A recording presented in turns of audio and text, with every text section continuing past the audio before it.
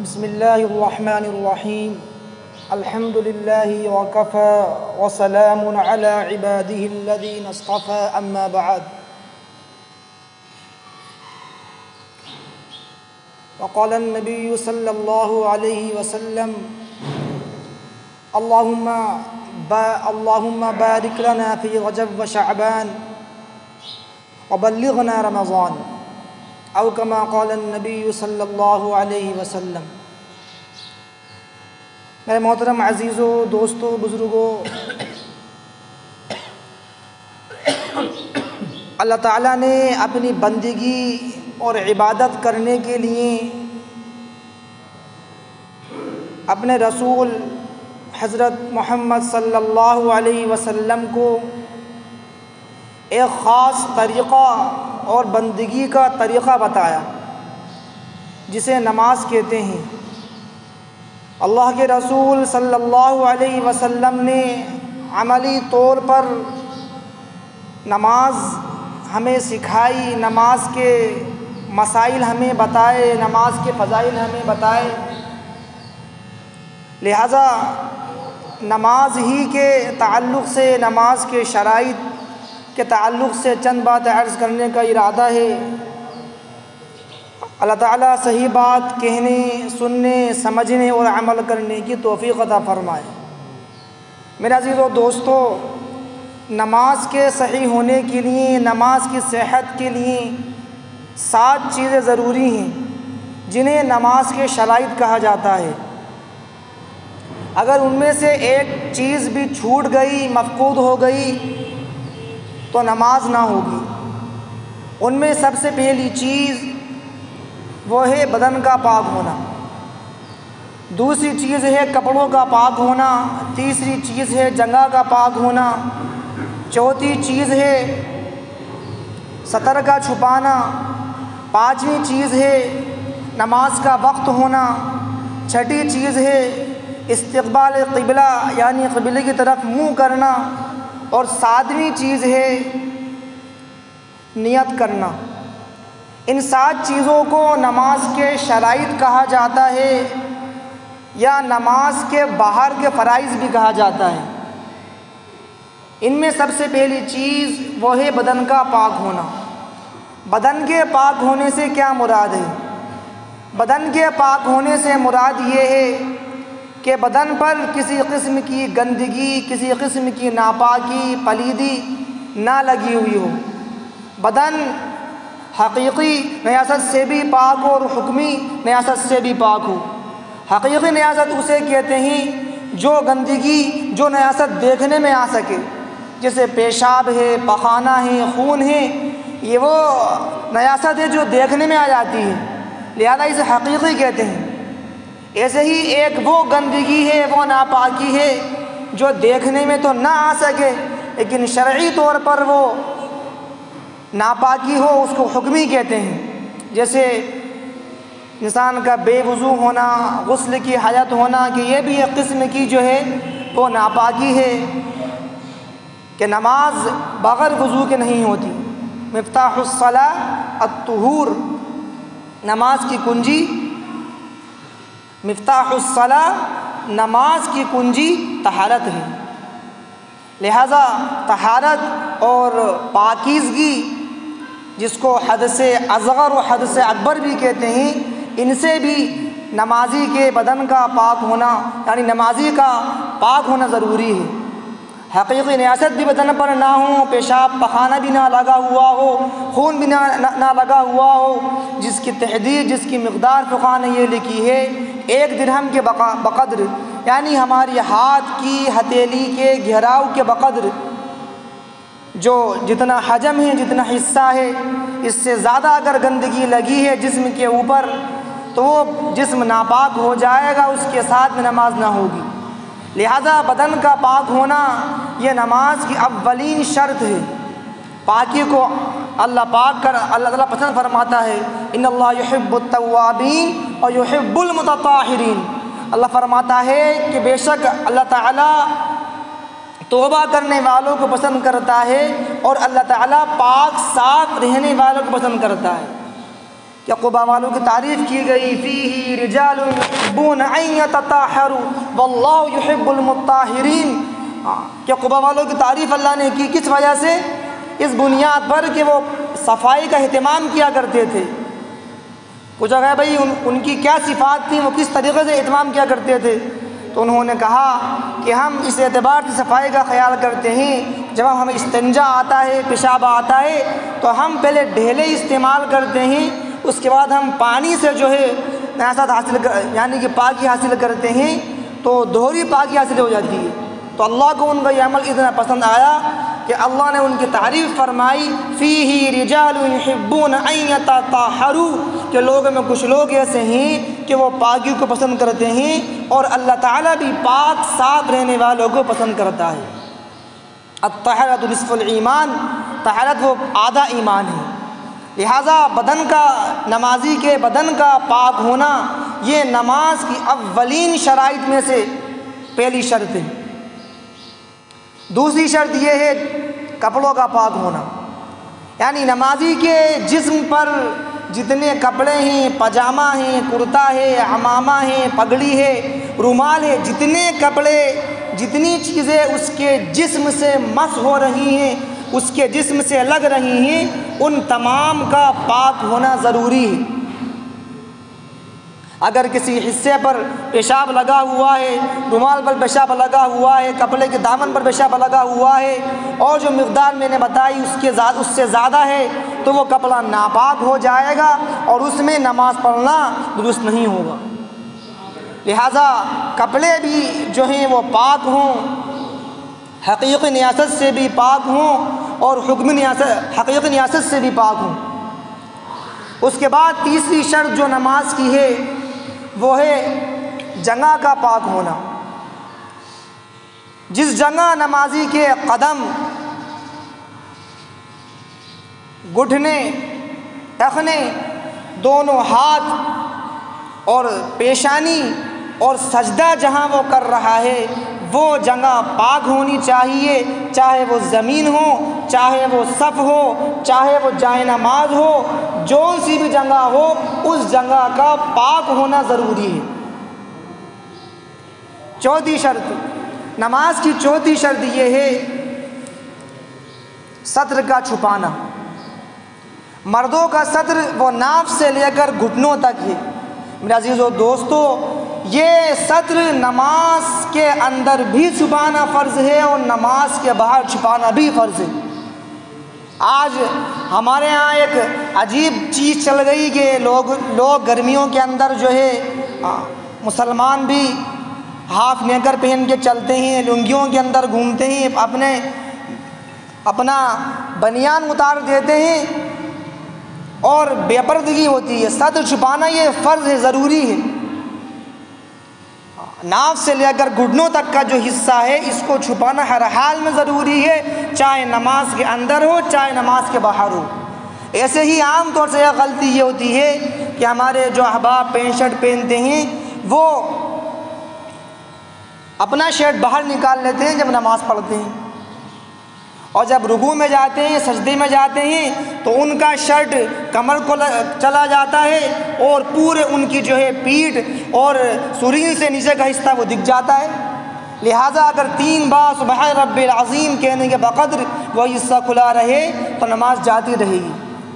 اس لیے سطر کا چھپانا یہ ہمارے لیے ضروری ہے، نماز کے اندر بھی ضروری ہے اور نماز کے باہر بھی فرض ہے اور ضروری ہے۔ لہٰذا میں نے عرض کیا کہ مرد کا سطر وہ ناف سے لے کر گھٹنوں تک کا ہے، گھٹنوں تک کا جو حصہ ہے یہ نماز میں چھپانا ضروری ہے۔ اگر نماز شروع کرنے کے بعد یہ حصہ اگر کھل گیا اور 3 بار سبحان رب العظیم کہنے کے وقت کھلا رہا تو نماز جاتی رہے گی۔ ایسے ہی عورتوں کا سطر سوائے ان کے دونوں ہاتھوں کے، ان کے دونوں قدموں کے، ان کے چہرے کے، تمام جسم ان کا سطر میں شامل ہے نماز کے اندر۔ لہذا جب عورت نماز پڑھے گی تو اس کو چاہیے کہ وہ اپنا پورا جسم ڈھکے، اپنے چہرے کو کھلا رکھے، اپنے ہاتھوں کو کھلا رکھ سکتی ہے اور اپنے پیروں کو وہ کھلا رکھے۔ اس کے علاوہ تمام جسم اس کا ڈھکا رہے گا۔ ایسے ہی نماز کے باہر بھی عورت کے لیے ضروری ہے کہ وہ اپنے مکمل جسم کا پردہ کرے، اپنے چہروں کو بھی ڈھکے، اپنے ہاتھوں کو بھی ڈھکے، اور اپنے مکمل پردے کے ساتھ وہ گھر سے نکلے تو مکمل پردے کے ساتھ نکلے۔ وقرن فی بیوتکن ولا تبرجن تبرج الجاہلیۃ الاولی، کہ اللہ تعالیٰ نے فرمایا کہ اے نبی جی آپ اپنی عورتوں سے کہہ دیجئے کہ وہ اپنے گھروں میں وقار سے رہیں، اور اگر انہیں گھروں سے نکلنا ہو تو وہ وقار کے ساتھ، پردے کے اہتمام کے ساتھ اپنے اوپر چادریں ڈال کر نکلا کریں۔ لہٰذا یہ ایک الگ موضوع ہے پردے کا۔ تو میں نے عرض کیا کہ عورت کا جو صدر ہے وہ اس کا مکمل، یعنی کہ مکمل اس کا جسم ڈھکا رہے نماز کے اندر، اس کا چہرہ جو ہے وہ چہرہ کھلا رہے گا، دونوں ہاتھ کھلے رہیں گے، ایسے ہی دونوں اس کے قدم کھلے رہیں گے۔ اس کے بعد نماز کی جو 5ویں شرط ہے وہ یہ ہے کہ نماز کا وقت ہونا۔ میرے عزیزو دوستو، نماز اپنے مقررہ اوقات پر فرض کی گئی ہے۔ ان الصلاة كانت علی المؤمنین کتابا موقوتا، نماز اپنے مقررہ اوقات میں فرض کی گئی ہے، لہذا اب ہم ابھی چاہیں کہ عصر کی نماز پڑھ لیں، نماز ادا ہو جائے گی؟ نماز ادا ہی نہیں ہوگی۔ ایسے ہی ہم چاہیں کہ ہم ابھی فجر کی نماز پڑھ لیں، نماز ادا ہی نہیں ہوگی۔ نماز قضا ہو سکتی ہے اس ٹائم فجر کی، لیکن ادا نماز نہیں ہوگی۔ ادا کا وقت وہ وقت متعین ہے، صبح صادق سے لے کر اور سورج نکلنے تک کا جو وقت ہے یہ فجر کی نماز کا وقت ہے۔ اس وقت میں نماز پڑھی جائے گی تو وہ ادا ہوگی، اس سے پہلے پڑھی جائے گی تو نماز ٹھیک ہی نہیں ہوگی، اس کے بعد میں پڑھی جائے گی تو نماز قضا ہوگی۔ لہذا فرمایا کہ ان الصلاة كانت علی المؤمنین کتابا موقوتا، نماز اپنے مقررہ اوقات پر فرض کی گئی ہے۔ تو نماز اپنے اوقات میں پڑھی جائے، جو وقت ہو اس وقت میں پڑھی جائے، وقت نکال کرنا پڑھی جائے۔ آج ہمارے یہاں ایک چیز یہ بھی ہے کہ ہم جماعت کی نماز کو فوقیت نہیں دیتے، معمولی عذر اور معمولی بہانے پر نماز چھوڑ دیتے ہیں۔ میرے عزیزو دوستو، جماعت کی نماز کی اتنی فضیلت فرمایا اللہ نبی نے کہ جماعت کی نماز اکیلے نماز پڑھنے سے 25 درجے بہتر ہے، اور ایک بات میں 27 درجے بہتر ہے۔ ان الصلاة تعدل 25 من صلاة الفجر، لہذا ہم جماعت سے نماز پڑھنے کا اہتمام کریں۔ کوئی شدید عذر ہو تو چھوڑنے کا جواز ہے، لیکن معمولی بہانے اور معمولی عذر کی وجہ سے جماعت کو چھوڑنا ہی درست نہیں۔ فرمایا اللہ کے نبی نے، میرا دل چاہتا ہے میں ان کچھ جوانوں سے کہوں کہ وہ لکڑیاں اکٹھی کریں، اور لکڑیاں اکٹھی کر کے ان لوگوں کے گھروں میں آگ لگا دوں جو بغیر کسی عذر کے اپنے گھروں میں نماز پڑھ لیتے ہیں۔ کتنی سخت وعید ہے۔ لہذا جماعت سے نماز پڑھنا یہ ہمارا شعار ہے، یہ اسلام کا شعار ہے، مسلمانوں کا شعار ہے کہ 5 وقت کی نماز کا اجتماع یہ محلے کا اجتماع ہے۔ جمعے کی نماز کا اجتماع، جمعے کی نماز کے لیے جمع ہونا یہ شہر کا اجتماع ہے، اور عید الفطر اور عید الاضحیٰ کی نماز کے لیے جمع ہونا یہ پورے شہر اور پورے ضلع کا اجتماع ہے۔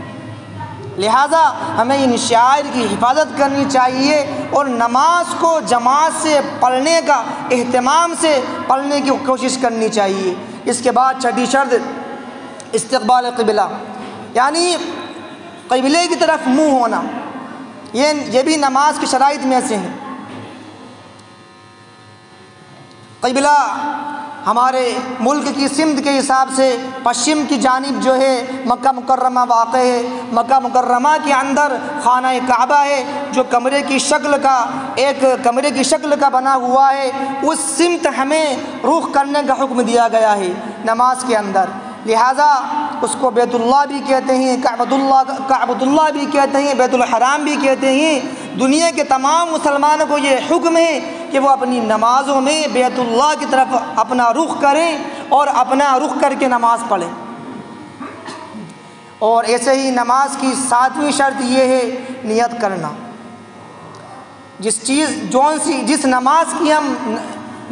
جس وقت کی ہم نماز پڑھ رہے ہیں اس وقت کی نماز کا استحضار بھی ہمارے ذہن کے اندر ہو کہ میں فرض نماز پڑھ رہا ہوں، سنت نماز پڑھ رہا ہوں، نفل پڑھ رہا ہوں یا قضا پڑھ رہا ہوں، جو نماز بھی ہم پڑھ رہے ہیں اس نماز کا استحضار ہمارے ذہن کے اندر ہو۔ زبان سے نیت ادا کر لے تو مستحب ہے، اور اگر نہ کہے تو کوئی حرج نہیں، لیکن کر لینا بہتر ہے۔ تو یہ میرے عزیز و دوستو، یہ نماز کے وہ 7 شرائط ہیں جن کا لحاظ رکھنا، جن کے مسائل کو جاننا ہمارے لیے ضروری ہے۔ میرے عزیز و دوستو، نماز جیسے عظیم دولت سے مقصود یہ ہے، چاہا یہ جاتا ہے کہ ہماری زندگی نماز والی کیفیت پر آ جائے، صفت صلاۃ پر آ جائے، یعنی ہم جس طریقے سے نماز میں احکام خداوندی اور طریقہ نبوی کے ہم پابند ہوتے ہیں، جیسے ہمیں اللہ کے رسول نے حکم دیا ہے، ہم ایسے ہی نماز کے اندر آپ علیہ السلام کے طریقوں کے تابع ہوتے ہیں۔ جو آپ نے ہمیں اذکار سکھائے، دعائیں سکھائیں، ہم ان کو پڑھنے کے تابع ہوتے ہیں، اور ہم نماز کے اندر کوئی معصیت نہیں کرتے، گناہ نہیں کرتے، ہمارے ذہن کے اندر کوئی غلط چیز نہیں آتی۔ ایسے ہی نماز سے چاہا یہ جا رہا ہے، نماز سے مقصود یہ ہے کہ ہماری نماز کی باہر کی زندگی بھی ایسی ہی بن جائے، گناہوں کو چھوڑنے والے ہم ہو جائیں، معصیت کو چھوڑنے والے ہو جائیں، ہم اللہ کے احکامات پر عمل کرنے والے ہو جائیں، اللہ کے نبی علیہ السلام کے طریقوں کو اختیار کرنے والے ہو جائیں، آپ علیہ السلام کی سنتوں پر عمل پیرا کرنے والے ہو جائیں، آپ علیہ السلام کی ایک ایک سنت ہماری زندگی کے اندر کیسے داخل ہو جائے۔ اسی کے لیے نماز کی عملی مشق ہے کہ نماز کی حقیقت کیسے حاصل ہوگی۔ نماز کی حقیقت حاصل ہوگی جتنا ہم نماز کی دعوت دیں گے اپنے عزیزوں کو، اپنے دوستوں کو۔ میرے عزیزوں، دعوت دینے میں ہمارا کیا خرچ ہوتا ہے؟ جتنا ہم دعوت دیں گے نماز کی، بھائی نماز قائم کرو، نماز پڑھنا چاہیے، ہر مسلمان پر 5 وقت کی نماز پڑھنا فرض ہے، ضروری ہے، اتنا ہی ہمیں نماز کی حقیقت نصیب ہوگی، اللہ کا قرب نصیب ہوگا۔ ایسے ہی نماز کی حقیقت نصیب ہوگی جب ہم اس کی عملی مشق کریں گے۔ عملی مشق یہ ہے کہ ہم استحضار کے ساتھ ہم تمام آداب اور مستحبات کی رعایت کرتے ہوئے وضو کریں کہ میں وضو کر رہا ہوں، وضو کی دعا یہ ہے، بسم اللہ الرحمن الرحیم، بسم اللہ العظیم والحمد للہ علی دین الاسلام، اللہم انی اعوذ بک من ہمزات الشیاطین واعوذ بک رب ان یحضرون۔ ان دعاؤں کے ساتھ اپنے وضو کی ابتدا کریں۔ یہ دعا نہیں آتی تو کم سے کم بسم اللہ پڑھ کر وضو اپنا کریں، اور اس استحضار کے ساتھ وضو کریں، جیسا کہ اللہ کے نبی نے فرمایا کہ جب بندہ چہرہ دھوتا ہے تو پانی کے ساتھ اس کے وہ گناہ جو چہرے نے کیے وہ دھل جاتے ہیں۔ جب اپنے ہاتھوں کو دھوئیں، استحضار کے ساتھ وضو کریں کہ میرے ہاتھوں سے جو گناہ ہوئے ہیں وہ جھڑ رہے ہیں اور گر رہے ہیں۔ ایسے ہی جب پاؤں کو دھوئیں تو اس استحضار کے ساتھ دھوئیں کہ میرے وہ گناہ جو غلط جگہ اٹھے، گناہ کے کام کرنے کے لیے اٹھے، اللہ ان گناہوں کو اس وضو کی برکت سے معاف کر رہا ہے۔ اس کے بعد پھر اللہ کے حضور 2 رکعت پڑھ کر اس استحضار کے ساتھ نماز پڑھیں کہ ان تعبد اللہ کأنک تراہ وإن لم تکن تراہ فإنہ یراک۔ یہ صفت ہمیں حاصل ہو، یعنی ہمیں کم سے کم ہمیں خیال ہو ان تعبد اللہ کأنک تراہ، ایسے ہم نماز پڑھیں کہ گویا کہ ہم اللہ کو دیکھ رہے ہیں۔ ان لم تکن تراہ فإنہ یراک، اور اگر یہ کیفیت نہ آئے تو کم از کم ادنا درجہ یہ ہے کہ یہ استحضار تو ہمارے ذہنوں کے اندر ہو کہ اللہ مجھے دیکھ رہا ہے۔ میرے عزیزو دوستو، جب کوئی نوکر، کوئی ملازم اپنے مالک کے یہاں دکان پر کام کرتا ہے اور اسے یہ پتہ ہو کہ میرا مالک مجھے دیکھ رہا ہے، میرا آقا مجھے دیکھ رہا ہے، تو وہ ڈنڈی نہیں مارتا، وہ غلط کام نہیں کرتا، وہ 2 نمبری نہیں کرتا، وہ پورے محنت سے اور پوری جفاکشی سے اور ایمانداری سے وہ کام کرتا ہے۔ ایسے ہی اگر ہمیں یہ استحضار ہوگا کہ ہمارا آقا ہمیں دیکھ رہا ہے تو ہم جو نماز پڑھیں گے اس نماز کی بات ہی الگ ہوگی، اس نماز کے انوارات ہی الگ ہوں گے، اس نماز کے حلاوت اور اس نماز کی مٹھاس ہی الگ ہوگی۔ لہٰذا اس استحضار کے ساتھ نیت باندھی جائے، اللہ اکبر کہہ کر ثنا پڑھی جائے اور اس کے بعد سورہ فاتحہ پڑھی جائے۔ اگر معنی معلوم ہے نماز میں جو ہم چیزیں پڑھتے ہیں ان کا تدبر ہو، اور اگر معنی معلوم نہ ہو اس کو جاننے کی فکر ہو، اس کے جاننے کی کوشش کریں۔ ورنہ ادنا درجہ یہ ہے کہ ہم جو الفاظ پڑھ، آج لوگ کہتے ہیں صاحب نماز میں دل نہیں لگ رہا ہمارا، ہم نماز پڑھتے ہیں ہمارا خیال دکان کے اندر ہوتا ہے، ہم نماز پڑھتے ہیں ہمارا خیال بھی بچوں کے اندر ہوتا ہے۔ تو اگر ہم استحضار کے ساتھ، تدبر کے ساتھ نماز پڑھیں گے تو ہمارا خیال، ہمارا استحضار نماز کے اندر آئے گا۔ تو میں نے عرض کیا اگر نماز کا مفہوم پتہ ہو تو اس پر غور کرے، ورنہ نماز کے جو الفاظ پڑھ رہے ہیں، مثلا ہم نے الحمد للہ رب العالمین، تو الفاظ پر ہم غور کریں، الحمد للہ رب العالمین۔ ایسے ہی پورے نماز میں جو ہم اذکار پڑھتے ہیں اس پر ہم غور کریں گے تو ہمارا انشاءاللہ دھیان نہیں بھٹکے گا اور ہم پورے یکسوئی سے نماز میں مشغول ہوں گے۔ میرے عزیزو دوستو، دو بات عرض کر کے بات ختم کر رہا ہوں۔ شعبان کا مہینہ شروع ہو چکا ہے۔ اللہ کے نبی علیہ السلام نے اس مہینے کے بڑے فضائل بیان کیے ہیں۔ آپ نے فرمایا اللہم بارک لنا فی رجب و شعبان وبلغنا رمضان، اے اللہ تو ہمیں رجب اور شعبان کے مہینے میں برکت عطا فرما اور ہمیں رمضان میں پہنچا۔ اللہ کے نبی علیہ السلام شعبان کے مہینے میں اور رجب کے مہینے میں بہت زیادہ روزوں کا اہتمام کیا کرتے تھے۔ عائشہ فرماتی ہیں کہ اللہ کے نبی علیہ السلام کو میں نے رمضان کے بعد شعبان سے زیادہ نفلی روزہ رکھتے ہوئے کسی مہینے میں نہیں دیکھا۔ تو ہمیں چاہیے کہ ہم اس مہینے میں زیادہ سے زیادہ روزہ رکھنے کی فکر کریں، کوشش کریں، تاکہ ہمیں جو آئندہ مہینہ اللہ ہم سب کو نصیب فرمائے، ماہ صیام نصیب فرمائے، اس کے برکتیں، اس کے انوار ہمیں نصیب فرمائے، ہم اس میں بشاشت کے ساتھ اور آسانی کے ساتھ روزہ رکھ سکیں۔ لہٰذا ہم اس بات کی کوشش کریں کہ جتنا ہو سکے اتنا زیادہ ہم اس مہینے میں روزہ رکھیں، عبادات پڑھیں، عبادات کی اپنی کثرت بڑھائیں، اور کم سے کم جو ہے 15 شعبان سے پہلے جتنا ہو سکے اتنا روزہ رکھنے کی فکر کریں، کوشش کریں۔ اور آخر کے جو دن ہوتے ہیں ان میں اللہ کے نبی نے روزہ رکھنے سے منع فرمایا کہ جب آخر کے دن لے جائیں آپ نے فرمایا کہ کھاؤ پیو اور تقوی حاصل کرو۔ اس لیے شعبان کے آخر عشرے سے پہلے اور 15 شعبان سے پہلے جتنا ہو سکے ہم نفل روزوں کا اہتمام کریں۔ اگر کسی کی قضا ہو، باقی ہو، چل رہی ہو رمضان کے روزوں کی، وہ ان کو پورا کر سکتا ہے، نفل روزے رکھ سکتا ہے۔ اللہ تعالیٰ مجھے بھی آپ کو بھی ان تمام باتوں پر عمل کرنے کی توفیق عطا فرمائے۔ وآخر دعوانا ان الحمد للہ رب العالمین۔